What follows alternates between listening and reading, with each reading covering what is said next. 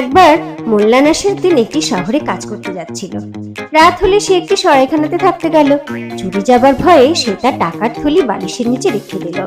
সরাইখানার মালিক মোল্লা নাসিরউদ্দিনের টাকা পয়সা ভর্তি থলিটি দেখে নাসিরউদ্দিন ঘুমিয়ে পড়লে তা চুরি করার মতলব করলো।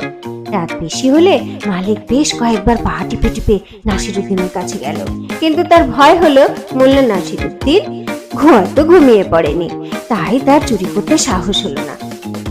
রাত গভীর হলো, মালিকের আর ধৈর্য থাকে না। সে ফিসফিস করে জিজ্ঞেস করলো, নাসিরউদ্দিন, তুমি কি ঘুমিয়ে পড়েছ? না, কেন? রাত গভীর হয়েছে, তাড়াতাড়ি ঘুমিয়ে পড়ো। কেন?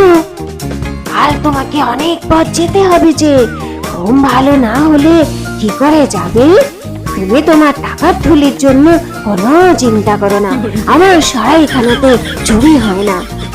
হুজুর, ধন্যবাদ, যদি তাই হয় তাহলে আমি ঘুমিয়ে পড়ছি। বলতে বলতে মোল্লা নাসিরউদ্দিন নাক ডাকতে শুরু করলো এবং বলতে থাকলো, আমি ঘুমিয়ে পড়েছি, মালিক বলেছেন যে হোটেলে কেউ আমার টাকা চুরি করবে না।